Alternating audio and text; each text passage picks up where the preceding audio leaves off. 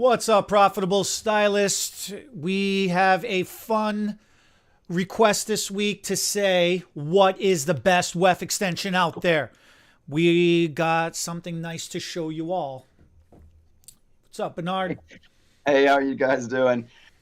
So it's crazy doing extensions for over 30 years. That sounds old. Just barely over 30 years.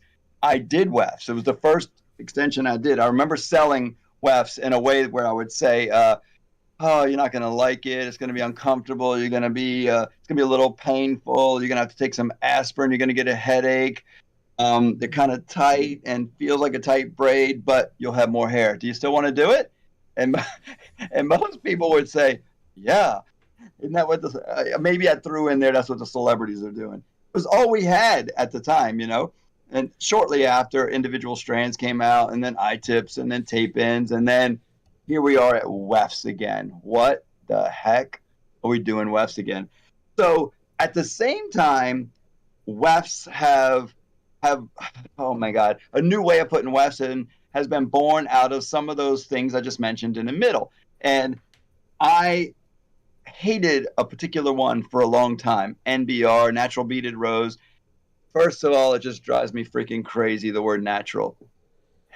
None of what we do in the extension Nothing world we is do is natural. natural. I mean, 100% human hair. That's it. Natural hair, baby. But a natural beaded, there's nothing natural about a bead. Now, some can be more comfortable, some can be less stressful, less damaging, and that's kind of what we're going to talk about today. But I have to give it to NBR and natural beaded rose, waterfall beaded rose.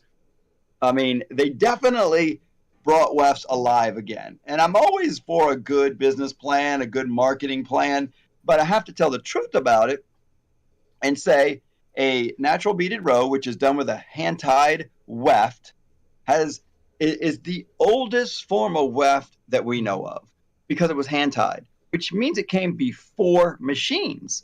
And a lot of people don't realize that. As a matter of fact, I didn't even know it till I took on the beaded weft, and I had the owner of the beaded weft company come down to New Orleans from Singapore. He's in his 80s, and he's a Chinese man, and he said, "No, no, no, you don't want to do hand tied." And I'm not doing a very good accent, I'm sorry, but I could barely understand him. And I said, "Well, yeah, everybody in America is doing it right now. Why would I not want to do it?" And he said, It's old. It's put together with fingers, and it's no good." And I thought, I don't like it, but tell me more. Why are you? I just didn't like it because individual strands felt so much better. So I thought, tell me more. What are you saying? What is not good about it? He said, well, first of all, it was made by hand because it's the only way we could put them together. And then when machines came along, they got better. Now, they noticed that people were stacking 2 and 3 hand-tie wefts on top of each other even back then. So they made the machine wefts thicker. They made them doubles, at least sometimes 3 and 4. So you can get a machine-made weft smaller, but the advantage of a machine-made weft is it didn't fall apart. It didn't unravel. Hey, where's my Bernard, blonde? spend an extra second because we still run into that. We still get those questions a lot, and a lot of people are still confused and don't Beads. truly. 1 second, all those beads go on the dark one. That's what you're putting on that head. I want that blonde one for demonstration purposes here. Whoa. So just give me the dark one instead, and I won't use that today. I was trying to get something prepped by a stylist to show you guys, and she used the wrong weft. Yeah, Well, because say, it's I'm gonna show this in a minute. What was your it's what was still a your lot of confusion between what's the difference with the hand tied, a machine made. Like there's the technique of hand tied wefts, good but then point. there's the way they're Good point. made, hand tied versus machine made. Yeah, and I did kind of glaze over it. So you're right. Maybe we should go a little more detail. Thank you, Isabella. We'll finish that project later since you were using the wrong weft. We'll use it in next week's video. So you know what? That's a great question actually, because I'm gonna go back a tiny bit further. I'm thinking we're in a hurry and we got to get all this done quickly, but you're right. We got a little time and we can really detail it out for some people who want to understand the differences. And the word weft. Some people use the word tracks. Like, do you have tracks in? Do you have track? Do you have a weave? There's so many questions. That's what I grew up knowing. Yeah. Yeah. What is a weave? And so there, let's try to use some really like basic layman's terms and just kind of describe the two different things or situations. You've got the stuff that happens on the head, and then you've got the hair separate, Mm-hmm. right? And so a lot of times when people say, do you have a weave? It's kind of just covering everything. It's covering everything that went on the head and the hair, and it's all together already, and you got extensions. And it became a generic term for, I got extensions, I got a weave, because there was some needle and thread going on, some kind of sewing. I guess it was weaving in a way. There were techniques in the past where you did some braiding of the extension hair along with the client's hair, especially in like dreads or micro braids or thicker braids where it's braided from here all the way down, but the client's hair only goes to here. They add some synthetic or human hair in and braid it in, and it's kind of weaving, I guess. But the more common, more practiced extension for the longest time was a weft. And this would be an example of one kind of weft. It's just the hair separate from everything else. And so the weft was the hair before it ever got put on a person's head. They make wigs out of wefts. They make wigs out of a few different things, but making a weft, and then and a lot of hairdressers these days will take wefts and sew them to stocking caps and make their own wigs. So wefts have a lot of versatility, a lot of uses. They come in human or synthetic, but how they're made up across the top is either done by hand or by machine. So the original weft was made by hand before machines even existed, before we were alive.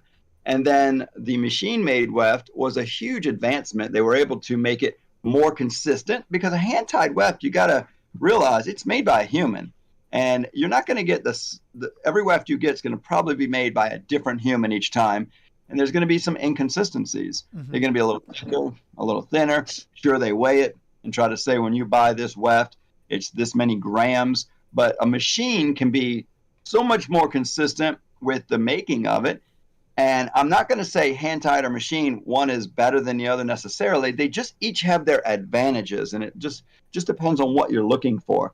And then I'm going to come around to my favorite weft and all the benefits that's come out of this weft, and the negatives that have been taken away a little bit later, because I want to get into that. But so far, have I answered most of those questions about the differences? Yeah, that makes a big difference, because, wefts now, everything old becomes new again. And right. Having a machine-made weft, just having the hand-tied technique in general has streamlined extensions, and it has brought the popularity just to the front because it's trending. It's not That's like true. It was just created. It's always been around, So yeah, that really makes a big difference. A track, a row, a weft, they're all interchangeable language that people are using nowadays for it. The machine-made... some of the things that happen on the head, I just looked at my notes, and cable was one of the words. So the cable, there was, yeah, sure. Along the scalp, whatever you did along the scalp to make some knotted, tied, the original was a cornrow braid, a real small, like little French braid along the scalp. Cornrow braid, French braid, whatever you want to call it. Bo Derek braids back in the day, when she came out the beach, running on the beach with her hair braided back on the sides, a bunch of little skinny braids. One of those little braids on the head is what you would sew a weft or sew hair to. So that you can also glue a weft to the scalp near the head, and that was also a technique. But whether you called it a cable, a track, a braid, that was what was done to the head, and then the hair was something else, usually just called a weft. But then when it was all together, some people just slang terms would call it a weave, or they call one or the other weave. We're going to weave your head, then we're going to put your weave on your weave, and then you'll have a weave. So, it became a very universal term. And then even when men started getting hair replacement recently, just kind of jokingly, endearingly, people were saying, get your man weave. Even men are their man weave. It just meant getting hair.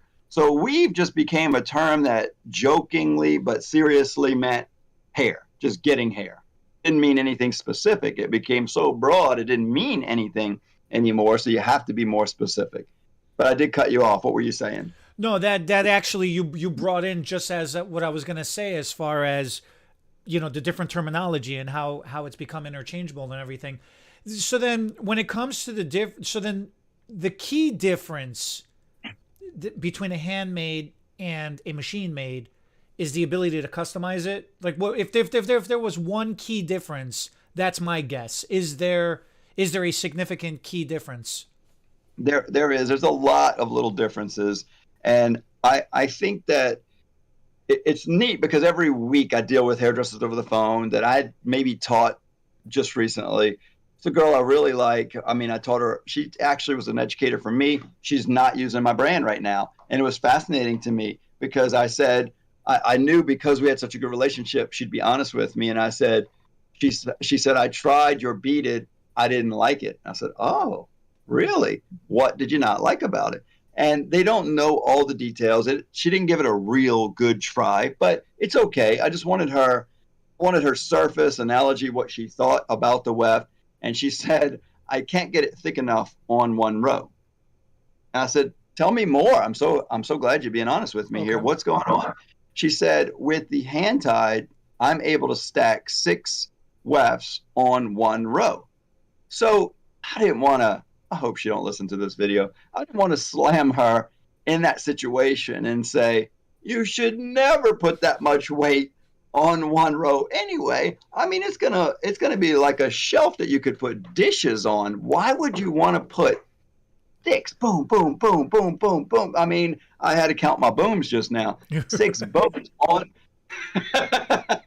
It's so much hair. I don't care how light the one is. So to me, personally, when hand tie came out, they were so fine and thin. I thought, that's kind of cool, very lightweight. And that was the point. Lightweight, that's where the no damage comes in. And I think that the N in an MBR for natural beaded row, kind of what they were trying to say is it's so thin and light, it looks real natural. You can barely tell it's on your head. So they put the beads so far apart. But the thing that drives me crazy, and this is going to be a little bit of a tangent, not answering your question, but as I'm thinking about it, I got to say it. The thing that got me was the bead, the string. I should say the string more than the bead. Before you sew it on, they hook a string between the beads. Mm-hmm. So they're putting a bead in and they're starting a string there. And then a little whiles later, all up to you how secure you want this weft to be in. And most people, out of speed and laziness or just ignorance and don't know how much you should put in, will put another bead too far away. And the reason they'll put it far away, or the reason they put the string in between, is because as they put this weft up against the head, boom, there might be a bead where my finger is here and a bead where my finger is here, but there's a string between those beads. So as they sew the weft around the bead, they can sew it to the string in the middle too. But where is the weight hanging from the client's head? Bead number 1, bead number 2. Where you sew it to the string in the middle, there's no bead, there's no support. What's the point of even sewing it right there? If you're going to sew it to the string right there, there might as well be another bead. So my first criticism of the first original beaded kind of trying to use beads with wefts, which again came from a technique that wasn't around back when we did wefts originally. There were no beads because there were no eye tips. When eye tips came out, that's when the people that were using beads from way back when, and I know I'm going all over the place, but that's when people said, oh, wait, wefts. I still got old wefts sitting in my back closet from Miss So-and-so because it stays good for a long time. You can reuse it. It was the original reusable extension. And so I started watching all this, and this was where I developed our beaded weft that is so reusable, so good for fine, thin hair. Most people are putting natural beaded rows. So what cracked me up was then one of the competitors of natural beaded rows was waterfall beaded rows. Apparently they were friends or partners at one point. Then this girl went out and started her own, and one of them sued the other because they said they started the business or the idea or the thought process or whatever it was. But to me, waterfall was the droop between. It's the droop, yeah. So it was like a waterfall. Again, gotta give it to these girls for these names because natural beaded sounds so beautiful, right? And I love waterfalls. I mean, we just hiked in Tennessee to go see a waterfall, but I don't want to see a waterfall on a person's head that is describing sagginess. I mean, they might as well call it the saggy diaper technique. Do you think would that sell? Would that you don't like that Well, name? the biggest problem with all of these is that the issue never presents itself when you first install it. When it's fresh on the head, it all looks beautiful. It's not until it starts growing off the head 3 weeks later, 4 weeks later, that's when all the real issues start to show up, and you start to realize, whoa, wait a minute, something went wrong real fast. Yeah, you think I'm making too many people mad by dogging on the technique? It's not that you're dogging the technique. Look, I was in the salon on Saturday, and no, wait, excuse me. Last Thursday night, a girl came in and she had hand-tied weft put in. And my compliments to the stylist and to the technique. It was done beautifully. The beads were spaced apart from each other, but they were only maybe 1 or 2 fingers spaced apart from each other. They weren't, an inch or 2 spaced apart, right? And the stitch work was phenomenal. It was so good. We were still talking about it from Thursday through Saturday. Last Saturday, we were still talking about it, about that weft job. Now, do I do that particular technique? I've done it before. Do I still do it now? No, because it's not for me. But it's obviously popular enough where other people are doing it, and it works. It has its place, It's very popular, and it's more popular because of the marketing than because of the ease. Because I've got people every week switching over to our beaded technique.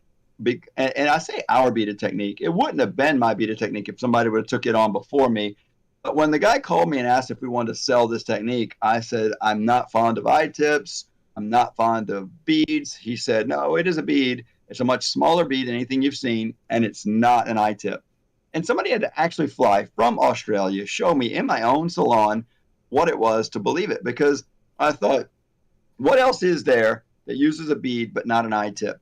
Mm-hmm. So I've got one sitting here. I just had one of my girls load up with beads, because it starts looking just kind of like this, and you can't really tell, but there are little pockets in the top of this weft, and I've got a lighter colored one that when it goes in, you don't see the beads, but I wanted to show you how we've got a bunch of little individual loops and the loop and the bead. So here is, just to give you an idea, if I pull this out, we'd put a little hair through the green loop, pull this through, and it would pull hair through the pocket of the weft.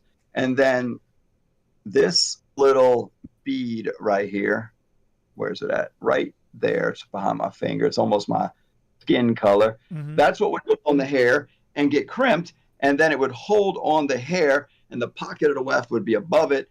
And the neat thing is, everywhere you see a little white stick is where a bead goes. And that's what I ended up liking about the technique. And that's in every third hole.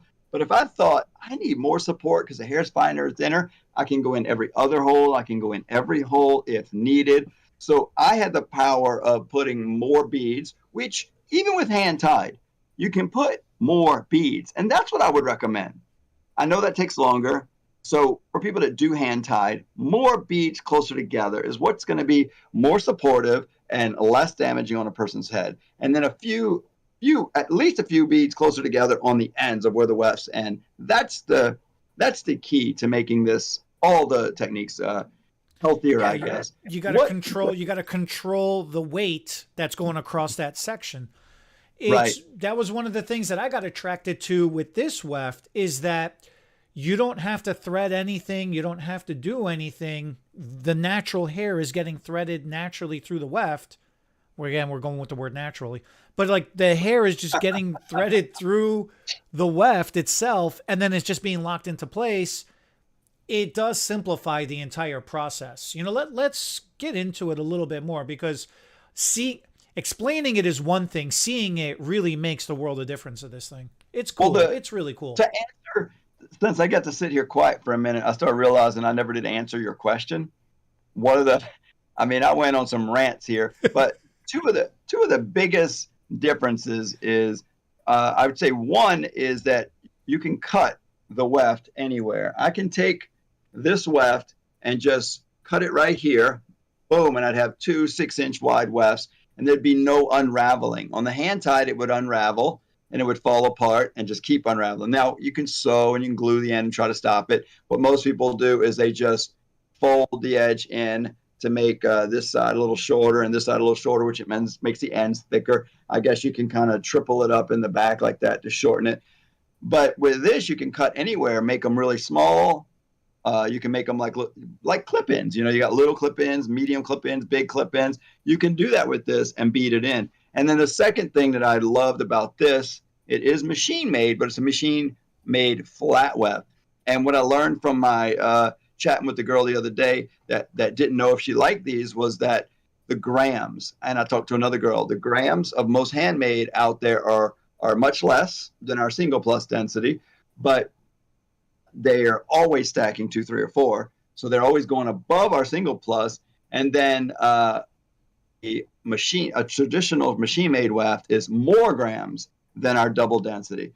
So this is kind of in the middle. It's the best of both worlds. It gives a decent amount of hair. This, I'm not even sure if this is a single or a double because it's so hard to tell sometimes. It looks like it's a double density. The single plus would have a little bit less hair. But the other thing I liked about it is it doesn't have what most people are calling the mustache hairs, the little short hairs right in here. Let's see if I can put it. You know, all the other wefts out there have these little short hairs, and they always cause tangling, itching on the scalp, just problems or an unnatural look. That's what's unnatural about the base of a wig is all those little short hairs. And that's because of the way it's made? Well, the hair goes up into what gets sewn, and then it folds over. And if you want to sound smart in a consultation, the actual technical term is called the return hairs. And how long are your returns? It's where the hair returns back down. And think about this. If your hair, which it should be, if your hair is Remy, all the cuticle going in one direction here, the direction is down. Well, the hair, when it goes over the top and goes upside down, that's not Remy. So for about 1 inch or 2, depending on how short your return hairs, mustache hairs, beard hairs, the short hairs, whatever you call them, everybody calls them something different, but those return hairs are upside down cuticle. So now you've got cuticle that's wanting to lock together, and that's what causes some tangling near the scalp. That's in almost all. I haven't seen a machine-made weft or a handmade weft that doesn't have the return hairs. It's a hard thing to get rid of. That's one of the things that I ended up falling in love with the almost called it natural beaded, the beaded weft technique. This beaded weft technique, no short hairs in there, so it's the exact same density from the top to the bottom. Our weft portion here is a little more firm than a hand tied, but a little softer than a machine made. It really is in the middle. It's taken out a lot of the bad of all the wefts, and you can, and then it kept some of the good. Like with a machine made weft, you can cut a machine made weft, and it won't unravel. So that's something that's still kind of the same. But then we put all those loops and beads in it, so you don't have to decide where beads go. You can get them all decided up beforehand. When we sell the weft, it comes with the beads on it already. But then when you go to reuse it, of course, you have to reload it up. But it loads fast. It loads up so fast. From a creative standpoint, from a creative approach, and from a technical standpoint, it's easier to work with. You feel more confident because you never have to worry about you don't have enough on one side, or you overshot the one side and you got to come back on it. Add a little or cut a little off. Yeah, and it's comfortable for the client who's wearing it. It's comfortable to wear. It's about how much hair should be on a row. The single plus density is good for thin hair, and the double is good for medium to very thick hair. And you'll on average use 2 wefts. You decide if it's 1 single and 1 double, 2 singles or 2 doubles, and then you do have the opportunity to use 2 double density wefts on thicker hair and put a whole 3rd weft in if you need to. So it's very versatile, and and on the double, it's as much hair as you should put on one row. You shouldn't be doubling up a double. People ask me, can I double up a double? You probably can, but why not go right under it? 1 full weft. Go ahead and play that video of my son putting in a weft. I want to kind of set it up here while you're getting ready to play it, and then just let it go. Because how many minutes have we been doing this right now? About About 20. 30. Do you want me to mute out the sound on the video? Yeah. Mute out the sound. They'll see my face talking, but I'm going to talk it through a little bit. And while we're talking, it'll just play. Because what I want to show what's going on here is, sure, the hair's parted off already. It's clipped up, and that's kind of what I'm saying right here. And I wanted to, this is my son, Brennan. His hair is much longer now. Wow, I forgot how short it was there. So he starts, and they start a timer. And I told the video guy, I said, God, it doesn't matter if we mess up here, if he drops the tool. You'll get to see it in the middle here. He'll drop the tool, it hits the ground. This is my daughter-in-law. Coincidentally, they're both hairdressers. The girl is married to another son of mine, like a family business, huh? She's a stay-at-home mom now. She's had a couple of kids and found it more important to stay home. But as we're using her as a model, I'm just saying that because he drops the tool. I know both of these guys really well. He picks it right up off the floor. Look, right there, he drops the tool, picks it up, goes to reusing it. I said, you know what? That's real. I want to keep it in there. He doesn't go spraying it with alcohol or cleaning it, but they're both family members. We're good with that. It was more about, do not edit this. Don't stop the video. I had a girl do it right before him, put one weft in with a full like no cuts or edits to see how long it would take her. And I think it was 8 or 9 minutes. And so then I said, whichever one of you do it faster is going to be on my video for all quick, time. Bernard. That right there, Brennan just pulled through 4. He pulled through 4 loops at a time. Like the speed. That's what blows people away when I'm doing a class and people are first learning how to do this. They don't realize, like, the first one you put in, you lock it in. And then once it's locked in, you're just flying right through it. Like, I love that. Yeah, and I mean, yes, I know some people critique but he had the hair parted off already. He already had the weft clipped in. I know. Start at the same point. I almost want to do 2 next to each other. Get somebody that's really fast and good at hand-tied wefts. It doesn't matter if it takes a little bit longer. That's not really the point here. I'm not trying to slam other techniques because they're slower and more tedious. I'm just saying it is fast. That's a huge benefit. It's faster. It's better. It's healthier. There's more anchor points. It's more comfortable. Why not do everything faster and easier if it's just as good or better than what you're already doing? Now, I know some people are looking at that weft right there and saying, okay, so that weft is a little thicker, like in height, than a hand tied. Yes, it is, but it's hidden really well in the hair. And then one other little trick that I don't even know if you've tried this yet. When you put that same weft in down low and you're going to pull somebody's hair up to do an updo, if they don't have enough hair to hide the weft on the bottom, you will see the beads on the bottom side easier if you don't get it far enough away from the hairline. So what you do is you do the weft upside down on the bottom row. Oh, so okay. You do it where, like, you lay. I've seen some people do it on accident where they lay that weft on the head where you see all the beads. You know, I'll give you guys a little look at it again. Yeah, they do that on purpose because they're gonna, with the intention of flipping it up and over. But I've seen some hairdressers put it on the head like this and post it to their channel and say and tag me. Look, Bernard did my first weft. They want me to say congratulations, and I have to, as an educator, say it does look pretty good, but you got it upside down. Was that on purpose? And they're like, oh my God, I can't believe I put it upside down. I'm sorry. I said, you don't have to delete it. It's still better than most wefts and still faster, but you see all the beads.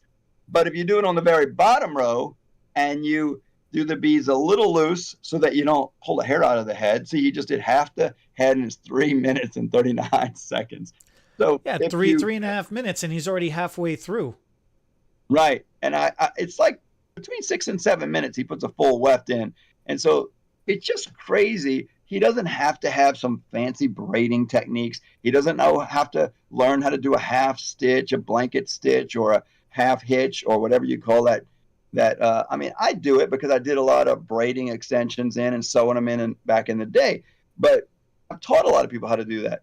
But I don't have to teach somebody how to do anything with strings and needles. And then you go buy your needles and you go buy them and they're sharp on the ends, and you really should be using dull needles that slide against the head, because if you use sharp needles, you should really take them home dull them on Dull them a out so you sand. don't stab somebody.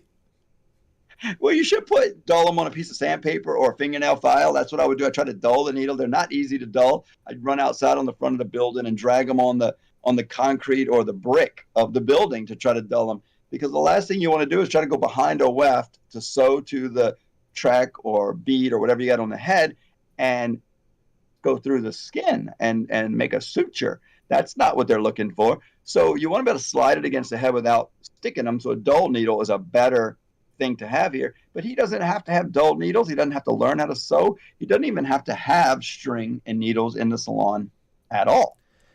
So you see, he pulls it through. He's trying to get as much hair through the bead as he can. He's got me talking behind him and over to the left. It looks in this. You're all over the place, right? No, and that's one of the other things about this technique. What's so much fun is that you don't have to have a death grip on the hair. You draw it through the loop, you thread it through the weft, and then you grab you find the bead, you grab the bead with the tool, you push it up, you lock it in, you're done. He's getting ready to do the last three right now. Let's see him watch it. Pulls it through like you said, grabs the bead. Oh, his arm's in the way. Pushes it up. He already squeezed it. He threads it through, grabs the bead with the tool. Gets it in natural direction. Fall, gives it a squeeze. Think he might have lost that one because there was only 3 and he's still on number 2. I don't know what happened. Squeezes it. Maybe we'll get to see the last one. Pulls it. There's a lot of hair, so he had a little struggle getting it through the bead. And then boom, that was it. 6 minutes, 8 seconds. I say under 7 minutes, but it's really like almost 6 minutes. He's pretty proud of himself. You saw that big smile. I was shocked. He just walks away. He's done. Yeah, dropped the tool. I was like, oh, how long? Well, I'm asking the people in the room, how long? We've got hairdressers on the side with their phones. Go to the other video. We got hairdressers with their phones timing it. We got the video guy, and everybody's got a little bit different time, but right around 6 minutes, 8 seconds. And he's like, yeah, beat Callie. So here, can you play the sound and people hear it? Hold on a second. How our Let's see what it sounds like. Yeah, I can play the sound. Yeah. What I've got here is other people's wefts and another person's company's tape ins and our weft. Do you want me to cue it up from a certain point or just start playing it? No. Just start playing it. It's a fairly short video. But this is where I kind of show what a return hair looks like, too. I mean, when you look at this table, I have some of our hair. I can't and some hear other it. Can you? companies' hair. Of course, I'm not going to name those other I companies. can hear it, yeah. But I want to show you some And of the maybe everybody else differences can. because But what I I'm doing, like a lot of you guys, my might volume's think up. right now. Do you think that hair, right? me talking over it is bad? Can you hear us both? It's going to get a little confusing a little bit, so I'm going to mute out the video here real quick. Yeah, just let me talk it through then, because I know what's going on. Go ahead and let it keep playing with no sound over there. So what I've got on I don't know, you see the side of the screen with the white sticks. That and the other blonde weft near my right hand, that's the on-stage beaded extensions. And then everything on the other side of the table is other companies' hair. And so I was kind of showing people that this is the weft without the beads. It lays really flat. That's why we call it a flat weft. And then a lot of people see those white sticks and green loops and say, how do you hide that in the hair? Well, that comes out, as you saw when Brendan was putting it in. Here I'm showing return hairs. And I think we'll get a little bit of a close-up here, and you can kind of see the short hairs. Now, they're kind of short. Quick. So that right there in the middle, those are those little mustache hairs or those return hairs that you were talking about, right? Yes. So those are the ones, that's the stuff that causes all the itching, or as it starts to grow out, it could start causing the matting and stuff. Yeah, and that is kind of short for return hairs. Most people's return hairs are 1.5 inches, 2 inches long. So you've got different lengths of return hair depending on the quality of the weft. Okay. And some companies are trying to do actually a little bit longer return. If you're going to have a return hair, a little longer, randomly length are better. But most companies are about 1.5 inches to 2 inches, and it's real solid. And so it's real visible. This one being shorter and broken up is not as bad. It's a higher end weft. It's probably one I used to use in the salon over a decade ago. Probably 2 decades, actually. So then I show on the, oh, you know what? It's not all I am a little mixed up here because you see the hair on the right of the screen, it looks like a little tape in, the short blonde hair. It's got sticks and green loops. That's also on stage beaded. But what I was showing is comparing that to the tape ins next to it. Okay. That is the same 12-inch wide, because we only sell it in 12-inch wide beaded wefts, but you can cut it any size you want. And so I was showing how most people get familiar with cutting it into 1.5-inch wide sections because that resembles the tape ins that they're used to, and they understand where to put 1.5-inch wide sections in. But you can technically cut them in sections. A girl recently on a call gave me a good analogy to use. She said, so I can do it like clip-ins? I can have like small ones, medium ones, a little bit bigger ones. I said, yes, if you're used to putting clip-ins in, just cut that weft up in a way that you would use clip-ins. So this is tape-ins. It's not it's not the She Hair tape-ins. It's another company wanted me to taste test their tape-ins, and I did, and it was just average. But I had them there, so I thought I'd just show kind of the width of them compared to this one. And that's just another example. That is the 10-inch hair compared to, I think the other hair on the table is 18. We do sell 14, 10, 14, 18, and 22. So again, I'm kind of showing, look, it's hard to see the blonde hair on the white tablecloth that there's no return hairs. But I was kind of showing, look, no return hairs here, just like the beaded technique. No return hairs at all. Yeah. Hope you can. And that's one of the things on the bottom of the weft. You could see there's literally an additional line of stitching that goes across the bottom of the weft, and I guess that's what's capturing the return hairs. So there has to be return hairs somewhere, but they're intertwined into the weft, into the flat part of the weft, so that they don't show or cause problems or tangling or itching. So they're there. And look, I'm showing it again here. Let's see if you can see. They'll do a little close up. Maybe you want to pause when it gets there. And so there you can see there. Oh, my finger's in the way, huh? So I don't know. I mean, you probably could see it. It was kind of quick. Other people can pause if they want to see it. But there's just no return hairs. And that was one of my favorite things. No return hairs. You can cut it anywhere you want. And the densities, and put as many beads. There's just so many advantages. Just fast and easy, I think that's why tape ins are so popular in this country, is because it was super fast and easy to do. Barely needed any training. Same thing here. The only downside I see to our weft is some people don't squeeze the bead quite hard enough, and then the bead might slide. It's not the end of the world, because you can just put a new bead on there and put it back in. Whereas if you do something wrong with a keratin bond, which we both love keratin bonds, if you do something wrong with a keratin bond in your learning curve, you take it out, you have to throw it away. That's an expensive learning curve.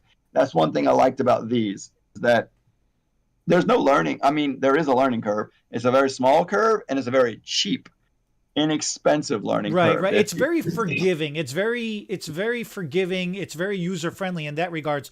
I also like the fact that when you flip the weft over, it's already if you wanted to cut them down to make them the equivalent size of the tape-in extensions, you already got the what are those, like tick marks or little marker spots? Yeah, it's like little purple lines. I don't know those if you little can purple lines. I don't know if you can see them, like right between my fingers. Yeah. It's easier to see it on the lighter color ones. You can see it there. Yeah. But yeah, you cut those and you get 8 perfectly even sized wefts. 1.5-inch wide sections. That are the 1.5-inch wide, like a tape-in extension. My vote was against that. We're not the only distributor in the world for this, and so other countries, tape-ins are real popular also. Or 2.5. The manufacturer, huh? It's 2.5 inches for a tape. 1.5 inch.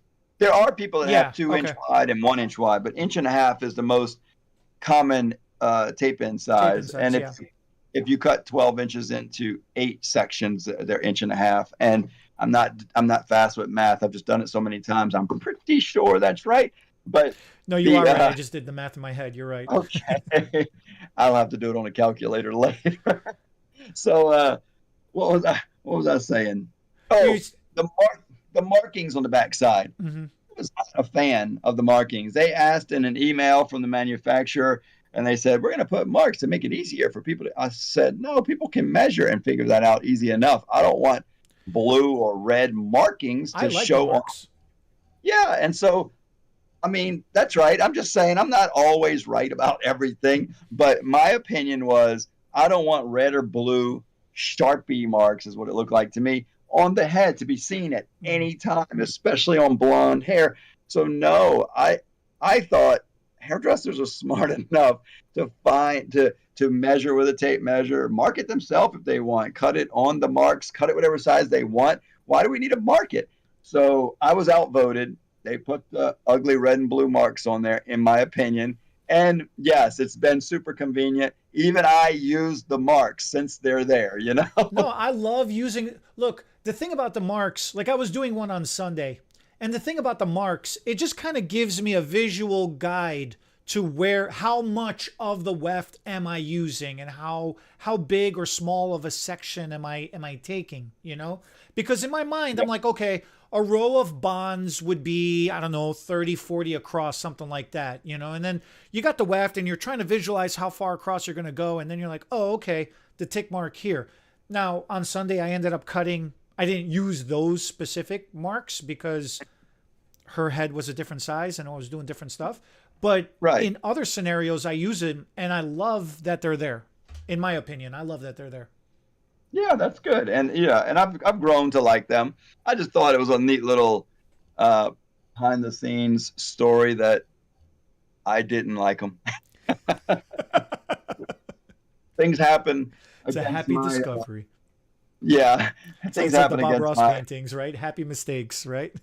Right, that's right. And I mean, putting the weft in, I got to give credit to Brad Swift in Midland, Texas. He started putting the weft in the middle. He came on early on. This is an interesting story. Just tells you how powerful extensions can be. He's the owner of a salon, super successful, book solid, doing a lot of customers, and he wants to make more money and change his revenue stream, his hourly income. So he comes to a hair replacement class of mine in Dallas, and we become friends. A few weeks later, he says, "Hey, you're coming up on all my feeds. I'm seeing your YouTubes, your Facebook, your Instagram, but you do more extensions than you do hair replacement. Is that right?" I said, "You know what? This is how I think about it. Hair replacement is like your retirement account. It's hard to get a hair replacement client, but once you get them, they stay for a long time. You don't lose them. So that's money in the bank 10 and 20 years from now. But an extension client is like, they're like, I need hair right now. It's more of an addiction, but they don't necessarily stick with it. They can get it once and they can not get it again because they don't necessarily have a problem like a bald head that they're covering up that is a long-term solve. Extensions can be fun. So the thing about these being so cheap to redo them because the hair is reusable, more clients do stay. But the point is that extensions, you sell them easier, but you don't necessarily continue to sell the same person again and again. Sometimes they'll take a break or quit for a while. Hair replacement doesn't do that. So he said, well, teach me those extensions too. So now, 2 years later, he's barely doing any hair replacement because he just didn't find it was a fast enough growing thing for him specifically. And he's one of our biggest hair extension buyers in the country. He fell in love with doing extensions, and he had never done extensions before. He had a girl in his shop that was doing hand-tied on celebrities on his own wife. And I actually taught him on his wife. I said, let's take those hand-tied out. And he goes, dude, do you know there were four of them stacked on top of each other? I said, God, that was when I first realized, like, wow, why do they do that? Since then, I've heard some people, the most I've heard is 6 stacked on top. Yeah. But she even said, oh, thick and bulky. I said, listen, I want to know your honest opinion. Janae is her name. I said, Janae, tell me, Janae. Oh my goodness. Jeanette. One along. I'm gonna have her name wrong. You met her. It's Jeanette, yeah, right? Jeanette.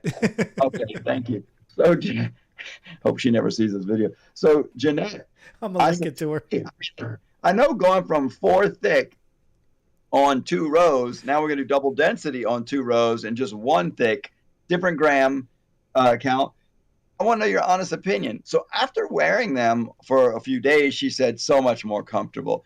I said, yeah, but is it enough hair? She goes, oh, it's plenty enough hair. And so she continued to wear them. And that was the true test for me.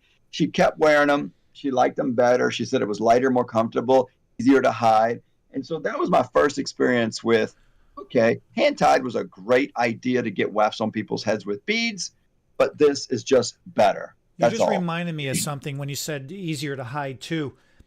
The size of the beads for the onstage are way smaller in comparison to other beads out there on the market. That's right. And I forget the millimeter, but I know in a couple of my videos I've shown, I think there's a video called 1.5 and 2? Yeah, I don't want to guess. I'm terrible at this. Okay. But I just know the other beads out there are 4 millimeter and bigger, 4 and 5, sometimes 6 millimeters. I think we have two different size ones. The weft bead is a 0.5 millimeter bigger than the other. I think it's 3 and 3.5 is what I think. But I don't want to, I'm just guessing right now. But let me finish giving Brad that credit real quick. I just realized what I taught him to do was start on one side, run all the way around. But then sometimes it would get longer because you start a little lower than the part. And as you snug it up to the part, it starts to get tighter and it seems to grow. So he shows me at a show that we go to, look, Bernard, this is how I'm doing it now. I'm starting it in the center and the back, and it ends up being even on both sides. So I changed my training to that, So it was so new to us a couple of years ago that even the customers using it, some of them have more experience in just a couple of months than I have in 2 years of doing them now, because I'm mostly teaching it and not doing it every day in the salon. I've got hairdressers doing it every day in the salon. I'm learning at the classes. I'm learning in my own salon.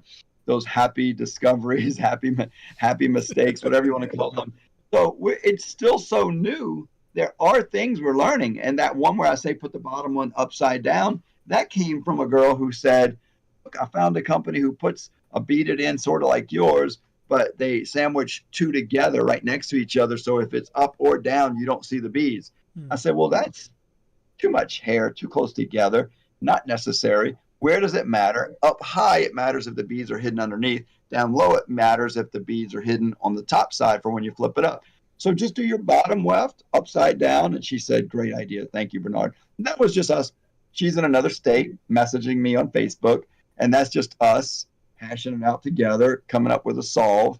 And the other company, great idea. And we kind of just perfected that idea a little bit with our technique.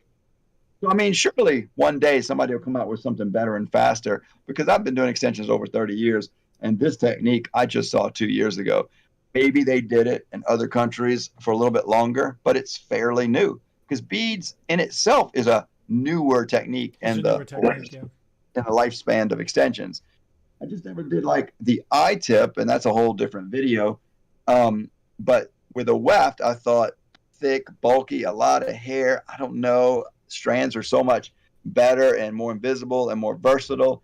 And then when I started seeing this new trend, I thought, well, how can we jump on this trend? Let me see if I started putting more beads in on some mannequin heads, trying to do the sewing method. And it was just so cumbersome. And then the owner of the company said, I have a technique. It's better and similar to what you're talking about. I said, let me see it. And then I was like, my mind was blown. I was like, this is the best thing I've seen in 30 years. And it came in a strand also. I mean, I keep being amazed by it. When it comes to the removal process so a lot of people say the relift or the bump back up. So what do you say to that? Because this, you don't have to reuse the same bead. You could take the whole weft down, clean the head, and put it back up. Well, that's a great question. So I've got a friend, Krista Kassoon in Montana. What she does, and I might have the exact process off a little bit, but I think what she does in 6 weeks is, for a little less money, she re-rounds the bead, pushes it up, and squeezes it. So she does what she calls a tightening, or I don't know the name of her service, but a lifting or tightening service.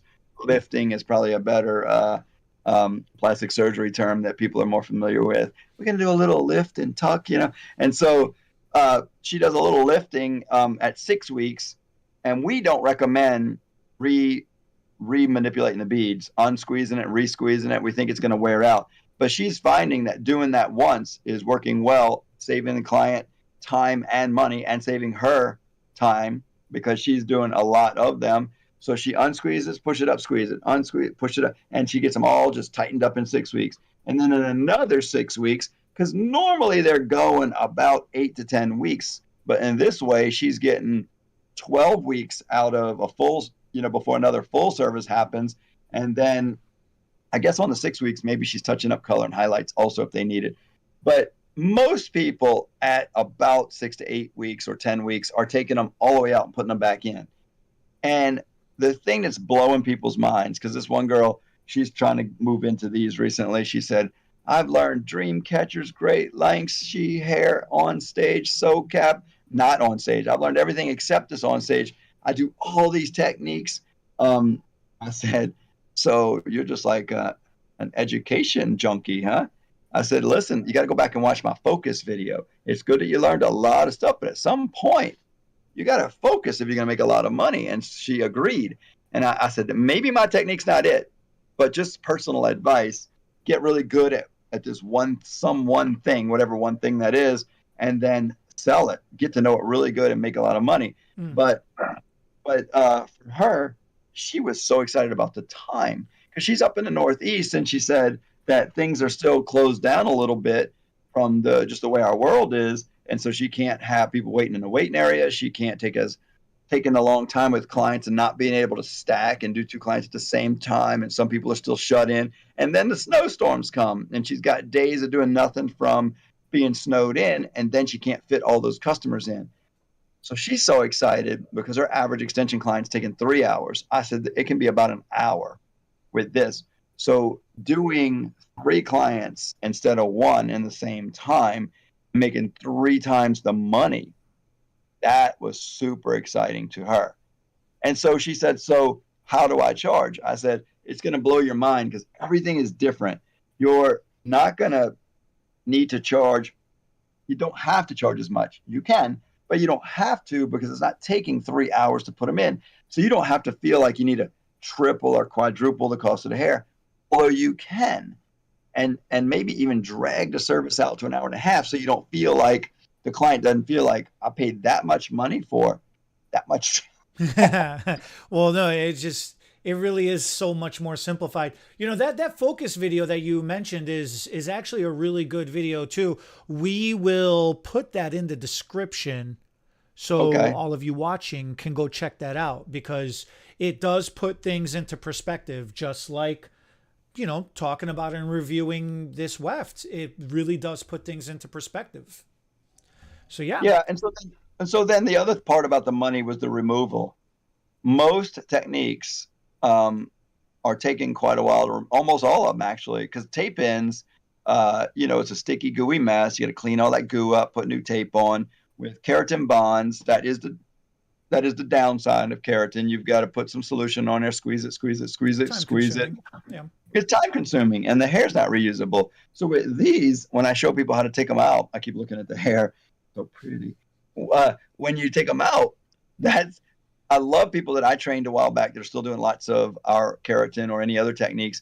And they come by, visit, they're local maybe. And I'll say, look, so this is how you put bead a strand in or the weft. And then this is how you take it out. And their face is always like, yeah, it really is cool it's a really cool visual to show somebody how these are used. It really is awesome. Maybe faster than it goes in, and then reload it up and put it right back in. So you don't have to think like I got to charge $50 or $100 or $150 an hour for removal because it's going to be so time consuming. No, just come up with a fair price for putting them back in. Because the removal is really quick. It's the putting them in that's going to take a little bit more time than the removal, but it's also fast. You don't have to charge a ton of money, and that's why you retain these clients so much longer. But make sure you make your money on the removal and replacement because you're not going to keep making money on selling hair because this hair is going to last closer to a year. No, the hair. Oh yeah, that's a great point. The hair does last a long time. Yeah. So yeah, you definitely the revisits, the relifts, however you want to refer to it as, you got to make sure that you're pricing yourself out correctly where it makes sense. and you can consistently create that price model from the first time you go to install it, and then just have that be the built-in cost of revisiting until, man, I don't know, a year later. Like, so if they take care of this properly, man, this weft will last. It can last over a year. Yeah, easily. Oh yeah. Well, all right. I'm out of questions. What else you got? Peace out. Peace out. Oh, I know we got other videos in the queue, but we didn't really hint that we're going to do anything. So what I was going to do is I was going to show it today, but my assistant here loaded up beads on the wrong weft. So I've got a head with hair and a head without hair. And I was going to show a placement pattern where the hair goes in lower than you should put it, one weft, and then goes all the way up to probably maybe higher than you should put it. And I'm going to put a weft. All right. One head. I've got it. Let me grab it real quick. Well, let's do that for the following week. Yeah. I just don't have it done yet, so I'm just going to just kind of tease people with it and see. We got it going in really low here above the ear, and it slowly here above and it goes up high over here. We're going to put the weft in and show the difference of why. What the difference is if you put a weft real low or real high, and we'll do it all in one weft all the way around and show how the blend is different on one side compared to the other and in the middle, and kind of go over placement. So put that on our list for next week, and I'll get this finished up and ready for then. Thanks, guys, for watching. All right, guys. Yeah, thank you for watching so much. As always, hit us in the comment section. Let us know what you guys think, what else you guys want to see, and if you have any questions about some of the stuff that we went over. Until